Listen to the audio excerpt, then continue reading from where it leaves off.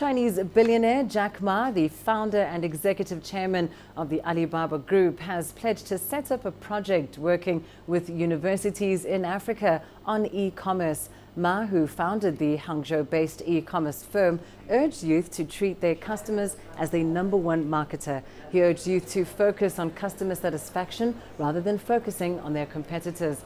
Ma is in Rwanda attending a youth summit organized by the Rwandan government, United Nations Conference on Trade and Development and the United Nations Development Program.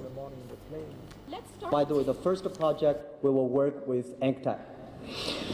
The second project we will work with universities in Africa and governments to work with university to teach students here that e-commerce, internet, artificial intelligence, big data, cloud computing. So teach and train and educate as many young people here as possible.